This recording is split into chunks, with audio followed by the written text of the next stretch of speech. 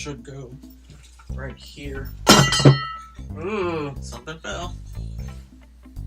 There are 14 exits on your Airbus A380. Please refer to your seatback card for operation on these exits and their doors. Your feed will start shortly. Before we start the feed, while I'm setting up, which tie should I wear? The pink one or the blue one with the TARDIS on it? In the event of an in-flight party, your flight attendants will come around and break out the Kraken. Your feed will start shortly.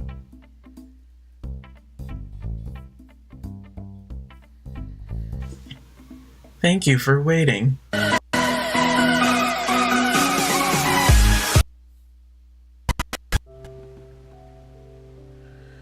So for today's episode, let's grab you and take you with me to my bathroom so we can talk about how landlords don't do what they're supposed to do. Let's take a look around.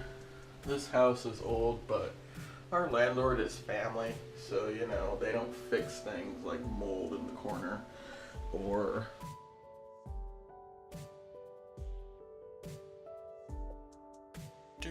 Anyway, hi. I was going to show you a little video I shot of the horribleness of my house, but apparently the internet's being stupid, so I can't.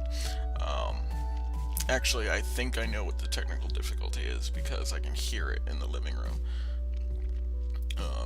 Let me kick you back over to my horribleness, and actually I'm going to give you an ad.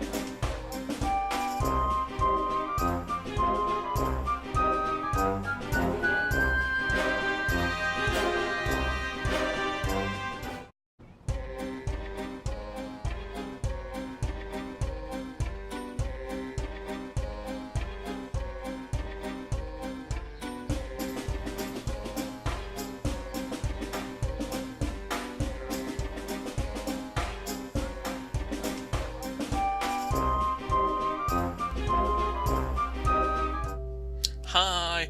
So,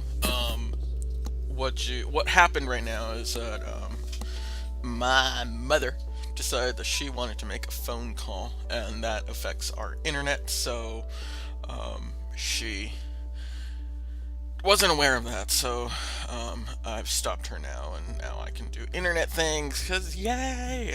And it's not a stupid thing that we don't have enough bandwidth to spread around all the devices. It's just the way I have it set up in the router. Whenever she makes a phone call, the router gives priority to the to her phone, to our phone thingy, the UMA. So the priority devices on my network are the UMA, my laptop, and the Amazon Echo. So that's why I can't do things like having her on the phone and having me on the phone and other things. And before I get into my rant about me working at Disneyland and how I hated the annual pass holders, and not all of them, I just hated some of them, or getting into protecting your digital privacy at the US borders, which is a good topic now. I'm going to plug WhedonCon again, even though this weekend is the start of WonderCon. And if you don't know what WonderCon is, it's put on by the same people who put on San Diego Comic-Con, the first Comic-Con, before all the other Comic-Cons copied and existed. I'm sorry, I'm a little bitter for that purpose too. That it bothers me that people are like, oh, I'm going to Comic-Con, and I think about San Diego Comic-Con because they were the first one, and they're talking about some other copycat somewhere, and I'm like, oh, okay, no, you're not going to one of the originals, you're going to some little copycat.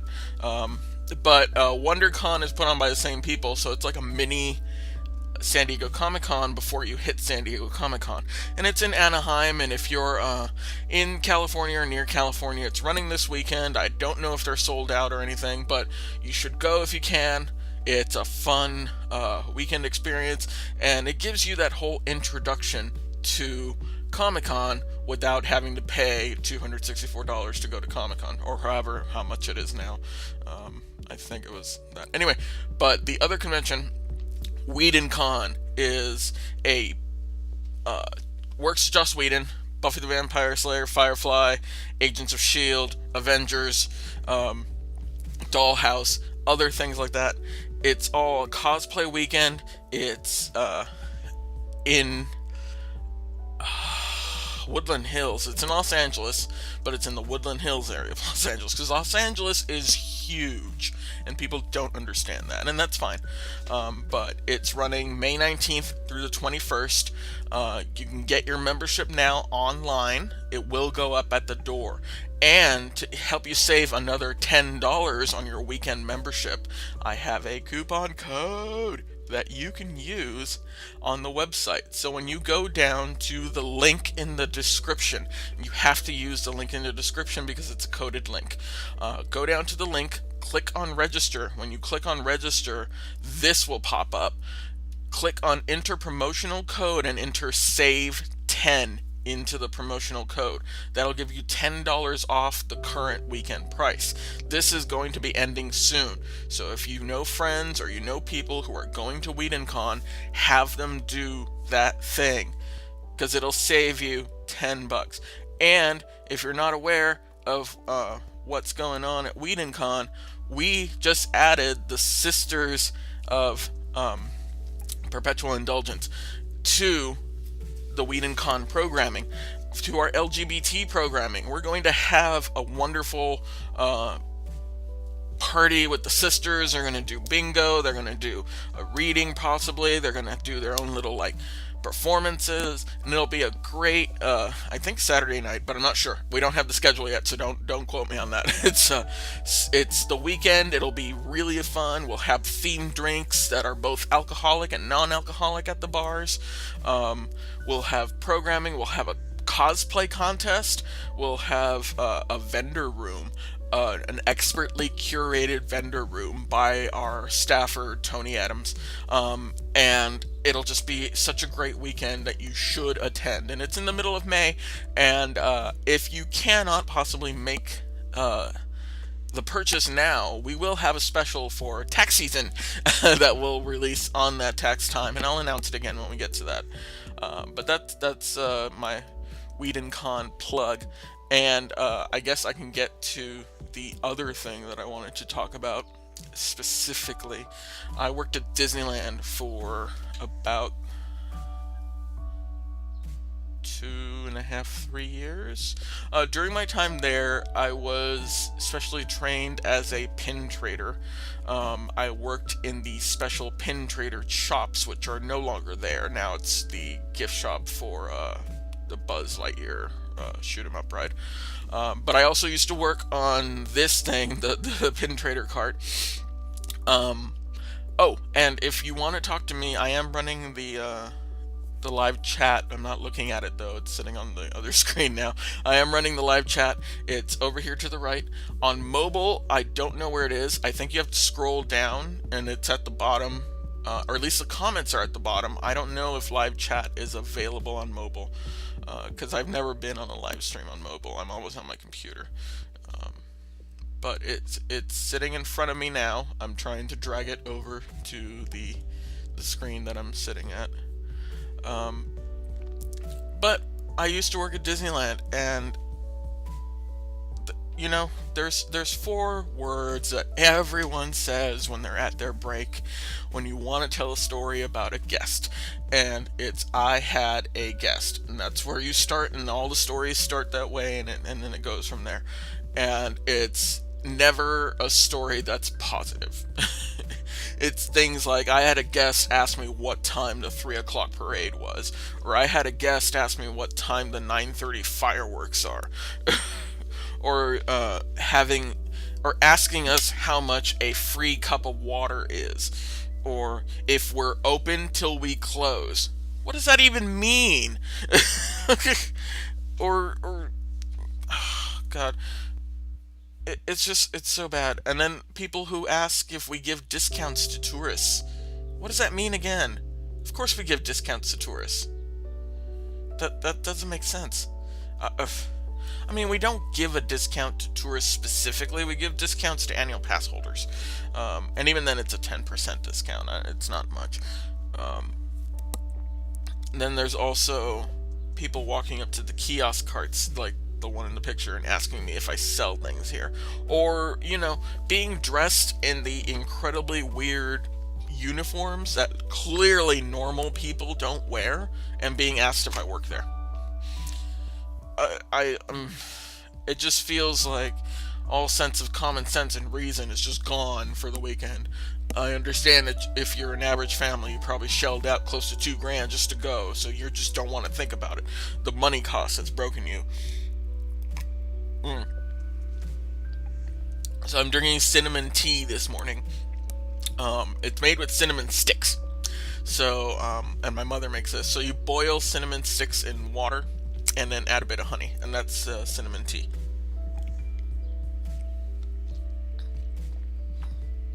So yay! Anyway, um, a practice that some of us used to do with the annual passes. I don't know if they're still semi cheaply made like that, but um, they were thermally printed, so you could take the card, and while the person was paying, I was holding on to their card because I wouldn't hand it back right away. You could erase the letters off, and you'd end up with anal ass holder on instead of annual pass holder, and then I hand it back to them. So there were a few while I was working there. There were a few annual pass holders who had anal ass holder on their on their annual pass. And there were some good people. There were some good people. I had excellent time with about 4 annual pass holders that I would see during the week, multiple times during the week. They were great people. They would stop by and talk to me and other things, and they knew my name and they knew about my family, and some of them creepily knew my schedule before I knew my schedule. But they were great people. One of them sent me a Christmas card, despite the fact that I didn't give them my address. And this was in the era slightly when Google wasn't totally amazing like it is now. So yeah. Anyway, but the creepy ones. There was one who was of the pin trader group. Those were there almost every day. There was a family who would dress their kids in miniature versions of our uniforms, and they would try to marry off the 14-year-old with our other cast members. So it was really weird. There was an older one who was a Moby bound, so she had the little mobility scooter, and she would take time to oh, I don't know, God, she would. Her name was Lori. That was it. God, I knew it would come back to me. I was telling somebody else this story, and I was like, I don't remember her name at all, and it just came back to me looking at the photo that's up in the corner. um, Lori would visit the park, and she was obsessed with our manager, our male manager. She really liked him a lot, and I mean, he was attractive, straight guy, but she liked him a lot, a creepy a lot, and she treated, because she treated all the cast members like shit, because what are we gonna do? We can't do anything about it. The most we can do is escalate it to a manager, which means that our manager is going to show up, and hey, now our manager is there to deal with you. And which is what she wanted. So she would treat us all like shit, and it was really annoying. And I think what stopped her from going to the park one day is that she physically attacked someone, and they took away her badge, and then she spent a couple mornings in a row at the gate yelling at whoever would listen that we had taken her badge and we had wronged her, and she's a disabled person, and Disneyland is horrible, and it just became a thing. And then she just kind of disappeared, and I didn't hear from her again for the duration of my time at the park. Um, but I think that was the biggest ones there. For the most part, I didn't have issues with the annual pass holders. The issues that I would encounter would be with the highly entitled Disney Studios cast members. People who would walk up to you and casually name drop, "Oh, I worked on Lilo and Stitch," or "My father designed Lilo and Stitch," or things like that. so, so that's my la la la la la la la la la anal ass holder stuff. Let me transition you out to the BRB for a moment because I need to find something, and then I will be right back, I promise.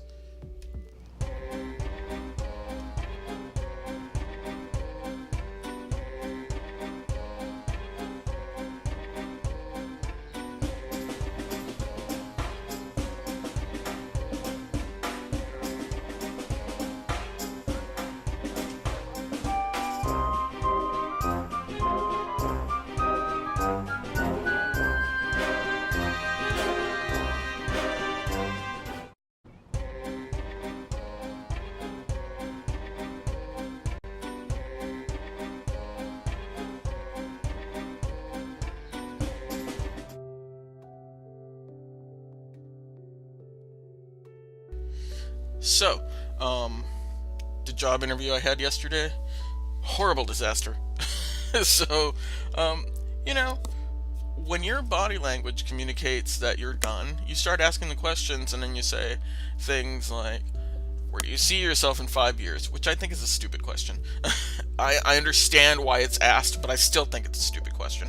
But I did reverse it on them and ask them where they see themselves in 5 years, and their answers were equally stupid. So, but they gave me at the end of at what I thought was the end of the interview, because the language they used was those questions, the ending of the interview questions, and then they said, "Thank you for coming in today.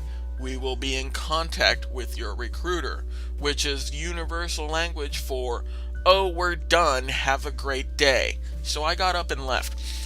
And then I get a phone call some 30 minutes later from my recruiter going, "Hey, they said you went out to move your car and you haven't come back in 30 minutes. What's up?" And I'm like, "I didn't say I was going to go out and move my car. They told me we were done. I had no idea that there was another person I was supposed to meet with. Nobody told me there was another person I was supposed to meet with. I didn't have an agenda like other companies who give me an agenda." So I'm like, "Okay, well, my bad. I will drive back and we can continue, or we can reschedule for another time." And my recruiter called them back and said that they wanted to talk to me. So I was on my way back, and then I got a call again saying that they didn't want to move forward, which is fine. I understood that the person they wanted was a person more senior than me. They wanted someone with mobile automation experience, which I don't have. I have very introductory. I know what Appium is. I don't know how to implement it. At least not with a mobile device. I can do mobile web, but I can't do mobile native applications. I have no clue how to do that, and it's something I should look up. Which also brings me to the point that I'm going to start doing more stuff, since I have this book and I need to just read through it and actually do stuff on my GitHub account and stuff, so I can use that in my resume. Here's my Git, look at shit that I did. so, so that's where I stand right now. But what I do want to actually show you, is, that's not what I want. I'm still sitting in my little corner for a reason. There you go. The Electronic Frontier Foundation, if you're not familiar with them, is like the ACLU of internet rights. Let me grab my laptop for a moment. They do this one. I do not consent to the search of this device. And look, it's a little poo and toilet paper too. Anywho, I have, except for the Mac, because I don't want it on the Mac, I have a sticker like that for all my devices and other things. And in the current age, I mean, there was always a consent of a search of devices, but in the current age, there's for some fucking reason now the notion that the U.S. Border Patrol can intrude on our privacy and demand to search and seize our electronic devices and our private internet lives, to disclose something to see if we're some sort of terrorism type thing. And as a counterterrorism measure, I agree with it, but I don't agree with it for like every U.S. fucking citizen. I don't know how you draw the line, but there's nothing important on my phone that I don't mind other people seeing, except for I'm a gay man and there's random photos of things, and I'm a furry too, so there's random photos of furry stuff, which I also don't care, but it's just intruding on my Facebook and my conversations and my email and everything else is just kind of no. And with the recent pass of that bill that allows the sale of our internet history through ISPs, we're just slowly moving into a Trump-run police state thing where fuck privacy if it benefits Republicans. I don't want to get political. What I do want to get into is the context you're seeing on the screen are for this. So our Electronic Frontier Foundation lawyers, if you feel that you've been harassed at the border after your visit, had your electronics unlawfully searched, coerced in any way, you did not give consent, you didn't say that you consent, but you're complying, but you're doing so under protest, contact those people. They will help you out in this whole horribleness. I've also included 2 links in the description for a comprehensive guide on your rights, your digital rights as an American when you're at the border in regards to how you should act with your electronics, procedures you can take to safeguard your electronics, what might happen if you put up a little resistance, how you should put up resistance so you don't end up arrested or detained or other things. I mean, you might be detained anyway if you don't want to give up your cell phone thing. I would say if you're traveling out of the country and you're going somewhere definite and you can and you don't need your device, use a dummy device, leave your devices at home, or mail your device ahead. They've got other tips in there, like when you're coming up to the border, make sure to turn off your device completely, because there's some anti-encryption methods that don't work if the device is off. And encrypting things like hard drives with passwords and other measure devices. In my case, my laptop cannot, even if you have my laptop's password, it can't be accessed without this key. And this is a $70 key thing, and it generates a unique passkey code. So the public key exists on the laptop, and the private key is on this thing. And I have a separate one for Google. So these also go with me. So hopefully no government watching will ever be like, well, you have a key. And by all means, do not lie to Border Patrol agents. That's a felony.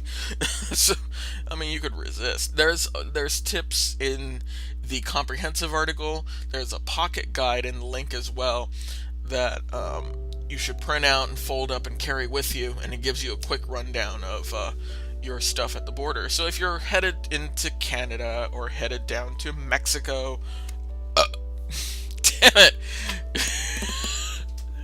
I'm upset that I've burped at everyone now. At least this week. This week I've at least burped in every single one.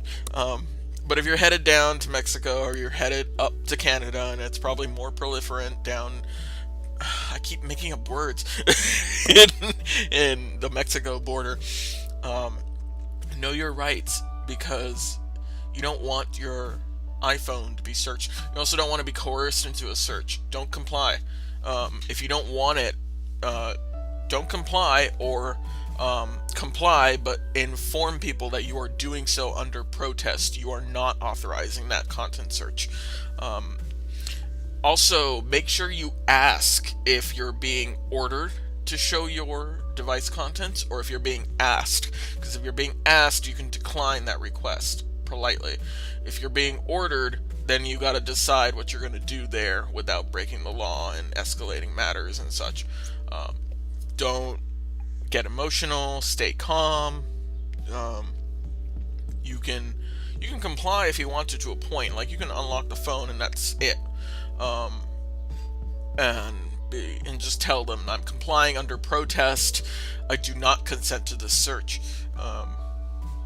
And don't fall for the tactics of, if you're innocent, you have nothing to hide. No, we're protected by the First Amendment, the Fourth Amendment, the Fifth Amendment, and the 14th Amendment for our devices and our digital devices. It's part of our privacy. We do not have to consent to people searching our computers or seizing them. I mean, they might still. So make sure you have copies of everything. My laptop is encrypted, and even though it's password protected, it's a Mac. So there are bypasses around that. You boot into the recovery partition, and you can change the password. It'll give you access to the OS, but it won't give you access to the drive, because the drive itself requires a special code that you got to enter, that I keep separately from the computer, obviously. And the computer's fully encrypted. And most cell phones, even though it requires an actual password and not a gesture or biometric things like your face or a fingerprint, which are not secure in protecting your phone, in the sense of preventing someone who has tools to get into the phone from getting into the phone. Passwords are better at that. So most modern cell phones have the ability for you to encrypt the SD card and to encrypt the phone. It's decrypted when you unlock the phone, but completely encrypted if you don't. So even if they broke into the phone, they wouldn't have access to your encrypted data. So if you're going to travel, go encryption. There's links and how-tos in the main article, in the main PDF on that thing, to protect yourself. So it's something to think about. And we shouldn't have to be having these videos, but unfortunately we have a horrible, idiotic, incompetent president that was elected by the horribly idiotic, incompetent public that elected him. And the rest of us who aren't horribly incompetent idiots have to now fight for all the things that are just happening. So that's my rant for today. I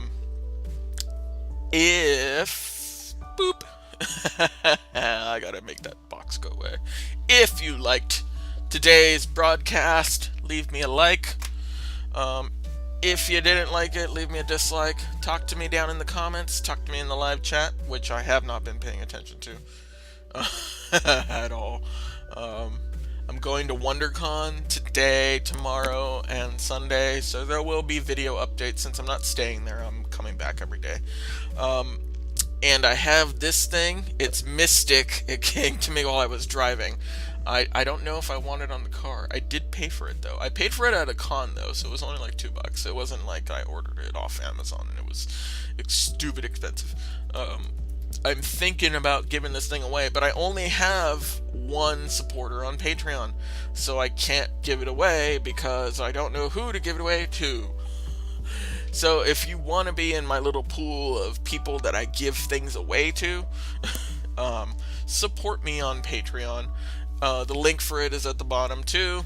It's relatively inexpensive. You can support me at the $1 level, and that's $1 per month. It's $12 a year, and it'll help me feed Whitey his treats. There's also a $2 level, a $3 level, which gets you tea, and a $5 level, which gets you the behind the scenes. It gets you a ribbon for ConOps. It gets you put in the credits of the actual shows, and you get all the benefits of the previous levels. So you get your free little tea thingy at the end of the month too, and I send that out to a random person. Right now I only have one subscriber, so she knows that she's that random person, and I thank you, Marsha, for that. But yeah, leave me a like, do a subscribe, uh, go to my Patreon, talk to me in the comments. I don't know. I'm gonna be wearing a Star Trek uniform all weekend because my pants are finally done. Look at these. Look at those. Look at that. It looks like a marching band pant. But my friend Kim did them for me, and I thank her for it because now I can have a somewhat complete costume. And I've talked to you for over my allotted time, so I'm going to disappear now. Thanks!